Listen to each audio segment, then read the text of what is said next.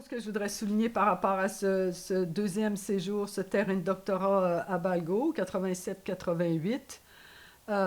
Donc, j'ai mentionné un peu plus tôt là, que mon conjoint à l'époque, en 80, Warwick, avait été un facilitateur pour lancer là, le mouvement acrylique, de la peinture acrylique à Balgo. Entre-temps, donc dans les années 80, euh, c'est le, c'est l'Église, en fait une sœur, Sister Alice, qui va prendre en charge la peinture. C'est-à-dire, elle va leur organiser un local, même si, en règle générale, les gens peignaient dans leur campement, là. Mais elle organise un local, c'est elle qui trouve les subventions pour l'acrylique, pour les fournir en acrylique, parce qu'ils vont produire beaucoup, et donc il faut acheter beaucoup d'acrylique et beaucoup de toiles rectilignes. Donc, c'est l'Église qui va un peu faire en sorte que le mouvement va continuer, va prendre de l'ampleur. Il va y avoir une première exposition à Perth en 86 ou 87 des peintures de Balgo. Et ça, c'est un peu ce qui va lancer Balgo sur le marché national international. Okay, bon, pour ceux qui ne sont pas familiers, cet art acrylique des aborigènes australiens, des régions désertiques, c'est rapidement, à partir des années 80, de manière exponentielle dans les années 90-2000, c'est devenu donc très prisé sur le marché national et international, okay? Des collectionneurs d'art et tout ça. Je ne veux pas trop donc aller en détail sur ça parce que ça n'a pas été un de mes champs de recherche, là, mais c'est très présent à Balgo. Et donc en 87, quand j'arrive, euh, donc entre-temps, l'Église a, et avec voyons, les profits des ventes des peintures, ils vont pouvoir créer un centre d'art. Okay? Donc, en fait, c'est une coopérative. Ils vont créer un gros édifice. Ils vont engager un gérant artistique, hein, art manager, un blanc, qui s'occupe tout simplement, parce que ce n'est pas les aborigènes, eux, ils peignent, mais ils ne vont pas s'occuper de trouver les marchés, puis l'exposition, puis parce que pour eux, ça ne les intéresse pas que les peintures restent là. Là. C'est qu'ils ont vite compris que les Blancs sont attirés par ça, sont prêts à payer n'importe quel prix pour ça. Donc, ils produisent. Okay? Mais ils produisent pas juste pour cette raison-là. Et c'est là que c'est vraiment, ils sont des gens excessivement pragmatiques, parce qu'ils auraient pu ne pas embarquer là-dedans. Okay? Mais c'est eux qui ont choisi d'embarquer là-dedans, vraiment de produire ces peintures acryliques, toujours. Donc, en lien avec le territoire, avec la cosmologie, avec le Jukurpa, donc les récits mythiques en lien avec ça, et chaque peintre peut peindre son pays, et les récits mythiques en lien avec son pays. Hein? Avise-toi pas de peindre le pays d'un autre, ça ne t'appartient pas. De la même façon que tu ne vas pas chanter les chants d'un autre, hein, dans les temps rituels. Donc, il y a plusieurs raisons, à mon avis, qui ont fait qu'ils se sont lancés là-dedans. Ils ont vu que ça serait une ressource économique importante pour des communautés qui n'ont aucune source de revenus, qui dépendent presque entièrement des subsides du gouvernement. Et, et on parle vraiment, dans les bonnes années, on parle de 1 à 2 millions par année là, pour ces petites communautés-là. Okay? Et l'idée aussi, c'est que même si c'est un peintre, même si eux, ça, aujourd'hui, ils se sont peut-être fait à l'idée, mais à l'époque, dire que ah, ça, c'est ta peinture, mets ta signature, ça ne fait pas sens, tu comprends? Elle ne nous appartient pas, la peinture. Elle appartient au Jukurpa, elle appartient au territoire, elle appartient à la famille élargie, elle appartient au groupe linguistique. Mais bon, c'était quand même l'artiste principal qui recevait le chèque. Mais ces argents-là sont tout de suite redistribués dans la famille élargie, nécessairement. Hein? Et donc là, bon, peu importe, c'est pas à nous de juger. Donc, il y en a qui vont prendre leur part, ils vont aller faire une cuite à Rose Creek. D'autres vont s'acheter, comme on dit, un vieux char usagé, un nouveau char usagé. Parce que la voiture, donc les véhicules restent importants. Mais c'est pas grave, mais tu sais, donc c'est plusieurs dizaines de milliers de dollars, des fois certaines des peintures. Là. Donc, il y a cet apport économique qui est excessivement important.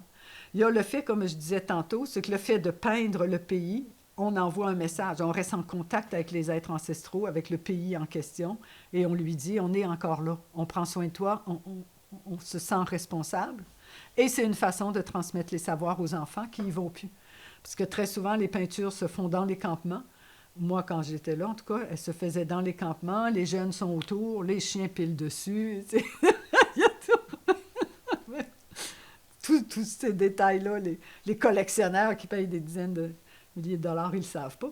Mais les enfants, et souvent les vieux, en tout cas la première génération qui peignait, hommes et femmes, chantaient souvent aussi, chantaient les chants du pays qui peignaient. Donc, c'était vraiment une transmission des savoirs pour les jeunes. Et un autre point non négligeable, ces peintures-là, pour eux, je pense, ils le voient comme un dialogue avec le monde at large. C'est-à-dire, vous ne savez pas vraiment qui on est. Vous ne nous connaissez pas. Vous nous avez fait subir l'histoire coloniale sans nous demander qu'est-ce qu'on avait à partager avec vous. Vous nous avez dépossédé de tout, mais nous, on sait qu'on a quelque chose de précieux. Et c'est comme quand ils se sont dit, OK, les Blancs sont intéressés, bien, ils se sont dit, on va engager un dialogue avec eux. Même si, je me souviens très bien, des hommes et des femmes à Balgo qui peignaient, qui vendaient des peintures, ils me disaient, c'est Nabangari, ils ne comprennent rien, mais c'est pas grave. Quelque part, il y a un petit peu de nous dans leur salon. Et ce qui les intriguait énormément, c'est que toutes les peintures sont faites sur le sol, sur le plan horizontal. Alors, ils disaient, vous autres, vous accrochez ça au mur. Des fois, ils rigolaient, mais donc, pour eux, c'était l'aberration totale. Oui. Mais j'imagine que ça l'est encore un peu, mais ils se disent, bon, tant qu'il en veut, on va leur en donner. Et donc, c'est le centre d'art à Balgo, c'est le Warlayirti. Donc, s'il y en a qui veulent aller voir le site web, là, vous allez avoir une idée là, des artistes, de la génération actuelle, parce que la première génération sont décédés. Warlayirti, donc c'est ça. Moi, je ne me tanne pas de l'esthétique là, de ces peintures-là. Et donc, on va avec, donc et là je saute un peu, mais bon, on est avec Françoise Dussart. Françoise Dussart, qui enseigne à l'Université du Connecticut, qui a fait son terrain en même temps que moi dans les années 80, terrain de doctorat, dans la communauté de Yuendumu, qui est à peu près à 500-600 km de Balgo, mais c'est à côté. Donc, Françoise, elle, a connu le mouvement acrylique, les débuts du mouvement acrylique à Yuendumu. Elle y a participé, OK, en fournissant du matériel, après ça, en organisant des expositions. Donc, Françoise Dussart a toujours suivi. Au contraire de moi, je n'ai pas suivi nécessairement le mouvement acrylique et tout ce marché de l'art et cette production artistique à Balgo, mais Françoise va le faire. Et donc, elle va être invitée, elle va être approchée en 2013-14 par le Musée de la civilisation à Québec pour organiser une exposition des arts aborigènes, l'art autochtone d'Australie. Donc, on l'a appelée Ligne de vie, en référence notamment à ces itinéraires dont je parlais. Donc, art autochtone d'Australie, ça a été une magnifique exposition. Donc, j'ai été comme l'assistante de Françoise pour l'expo. Il y avait aussi l'agente de projet du musée, Béatrice Veuge, qui a été exceptionnelle. Donc, il y a eu toute une équipe assez exceptionnelle du Musée de la civilisation au moment où on était là, où on a fait l'exposition, et toutes les régions de l'Australie. On a essayé de représenter toutes les régions de l'Australie, à la fois le désert qu'on connaît mieux, mais aussi le nord, où il y a d'autres formes artistiques. Donc, c'est ça, c'est une production artistique là, très, très riche. Et à ma connaissance, c'était la première exposition au Canada d'envergure comme ça de l'art aborigène. Alors que dès la fin des années 80, partout, New York, Berlin, Paris, Tokyo, toutes les grandes capitales ont fait des expositions majeures de l'art autochtone d'Australie. Au Canada, je ne pense pas que ça a été fait. Et depuis, ça a toujours continué. C'est fréquent, c'est constamment. C'est tellement riche, ça produit tellement, que ce soit dans le nord ou dans le désert, que toutes les grandes capitales donc, font régulièrement des expos. Il y a aussi par rapport, et là je vais arrêter là sur l'art aborigène, Mais au début des années 2000, un de mes séjours subséquents à Balgo, 2003 ou 2006, j'ai rencontré John Carty. John Carty, qui était un jeune un doctorant à l'époque, qui faisait son terrain de doctorat à Balgo, exclusivement sur le mouvement acrylique. Il voulait retracer vraiment toute l'histoire, tout le passage depuis donc les initiatives là, de Warwick, après ça Sister Alice, la création du centre d'art, mais principalement de la perspective des familles et des artistes aborigènes. Et donc, John Carty est aujourd'hui directeur du musée d'Adélaïde et il a produit un magnifique livre qui est sorti l'an passé, qui retrace toute cette histoire-là, parce que beaucoup des peintures avaient été perdues. Il y en a qui avaient... En tout cas, c'est toute une histoire en soi, là, très, très complexe. Et tout le livre, c'est un livre magnifique, a à peu près beaucoup des peintures là, qui ont été produites à Balgo. Et ça s'appelle Balgo, Creating Country. Et c'est vraiment ça, t'sais.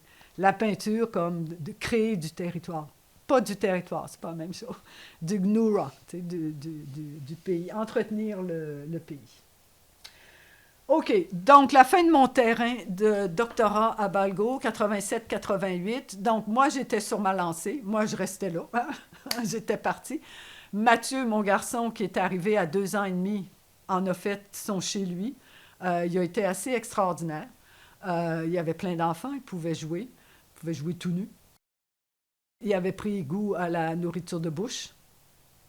Il n'a jamais été malade, il n'y avait rien à son épreuve. Là. Les gens étaient assez pour un petit bonhomme blanc et blond. Donc les gens le trouvaient quand même assez solide. Il était très fier de lui.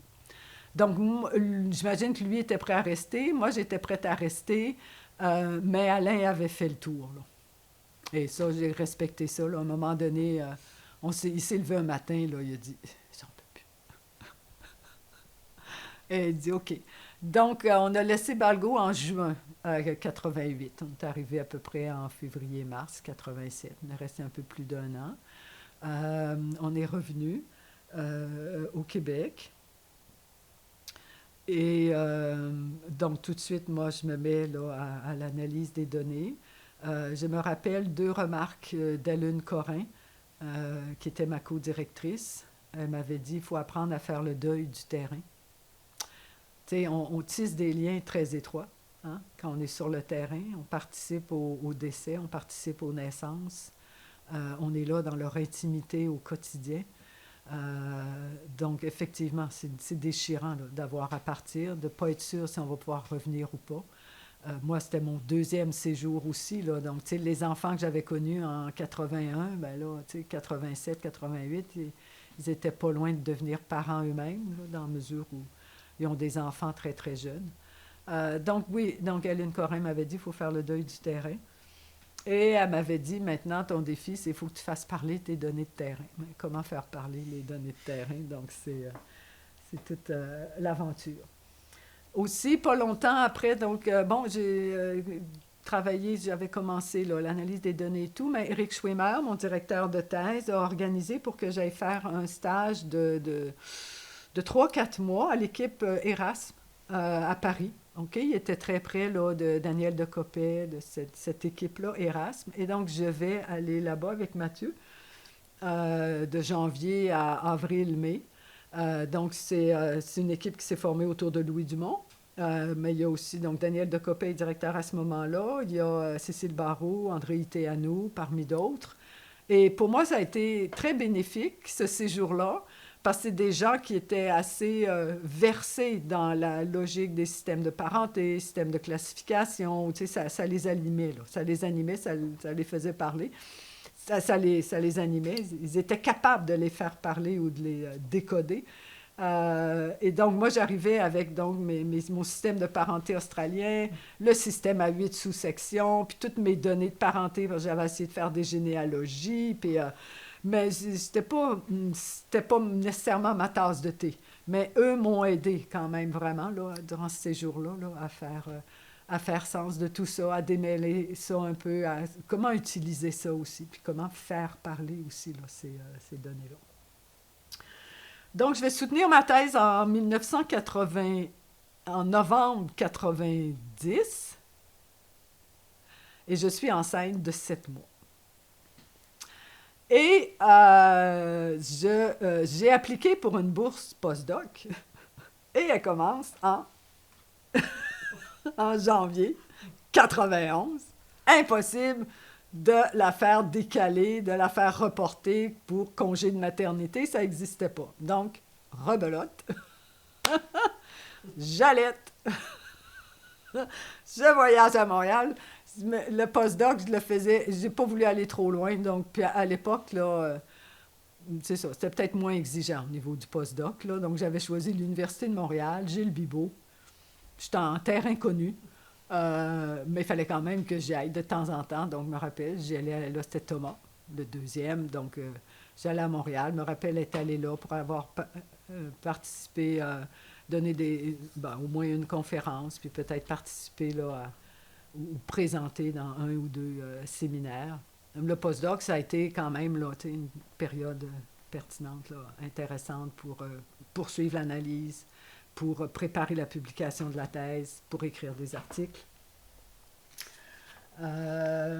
Et donc, la thèse qui va avoir une première publication en français, publication en Allemagne, Les Jardins du Nomade. Et le sous-titre, j'avais dit « Cosmologie, territoire et personnes dans le désert occidental australien ». J'étais nouvelle, je ne connaissais pas le monde de l'édition. C'est quelqu'un dans l'équipe Erasme donc, qui m'avait mis en contact avec la maison d'édition parce que c'était quelqu'un qui connaissait. J'ai été très déçue de leur travail de mise en page et d'édition. En fait, c'est plus un imprimeur qu'un éditeur, finalement. Mais bon, ma thèse était publiée. Okay. Et je vais en parler tantôt, mais je vais après la réécrire en anglais. C'était excessivement important pour moi que je réécrive en anglais pour que ça soit disponible pour les gens à Balgo. Éventuellement, il y allait avoir des générations qui allaient apprendre à lire et à écrire. Et pour que ça soit disponible dans un milieu anglophone. Okay, comme je dis, moi, je m'identifiais beaucoup à l'anthropologie américaine, britannique. C'était pas beaucoup du côté de l'anthropologie française francophone. Donc, j'étais encore dans l'anglais aussi beaucoup. Là. Et toutes mes sources d'inspiration étaient vraiment anglophones. Là. Donc, mais ça, je vais y venir. J'ai tout réécrit ça en anglais et trouvé un très bon éditeur. Donc, dans la thèse, les jardins du nomade. Donc, les jardins, j'aimais beaucoup, j'aime toujours beaucoup cette expression-là parce que c'est un peu antinomique. Les nomades n'ont pas de jardin. Mais justement, c'était tout le travail du lieu des Gnura. Le Gnura, les lieux sur le territoire, les êtres ancestraux, ce lien intrinsèque donc consubstantiel, hein, avec le territoire, avec le Jukurpa.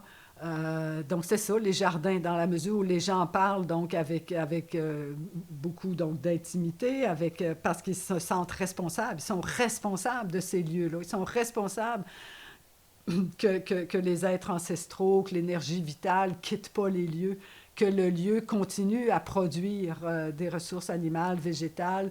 Ils en sont responsables. Ils sont dans cette logique de réciprocité, de relationnalité avec le lieu.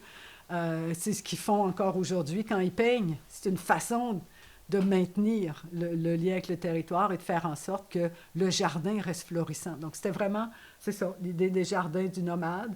Comment certains de ces jardins-là sont des lieux, vont être mis en friche quand quelqu'un décède. Pendant au moins 2 ans, c'est tabou. Tu ne peux plus aller sur son lieu, sur son territoire. Mais en même temps, c'est une façon pour le territoire de se régénérer. Là. Donc, vraiment, là, toute cette logique de comment la dimension écologique, géographique, saisonnière, animale, végétale, tout ça est intimement tricoté, lié avec la cosmologie. Non? Je veux dire, tout ça est vraiment lié. Donc, c'est les jardins du nomade. Mais là-dedans, c'est quand même le rêve. Donc, le rêve est devenu pour moi un fait social total. C'était vraiment ça. À travers le rêve, c'est que j'ai pu aborder tous les aspects de la société aborigène, du monde aborigène. Donc, la notion de personne, la relation au territoire, la cosmologie, les rituels, tout ça, donc, prend naissance à travers une analyse du système culturel du rêve. Là, okay? Donc, je prenais le rêve dans son sens large, vraiment un système culturel, c'est-à-dire pas juste les récits, mais les théories locales sur le rêve, les modalités de partage, de transmission, d'interprétation des rêves et tout. Les théories locales, ben, ça m'a ouvert en termes de notion de personne. C'est que, donc, pour eux, le rêve est d'abord donc, un voyage de l'esprit, du Kurumpa, donc hors du corps. Hein? Tout le rêve, tu vas voyager. Le rêve est un transport, un voyage, on va vagabonder. OK? Donc, on est dans une autre logique, un autre rapport au corps. C'est par le chuni, par la région ombilicale qui est ouverte. Hein?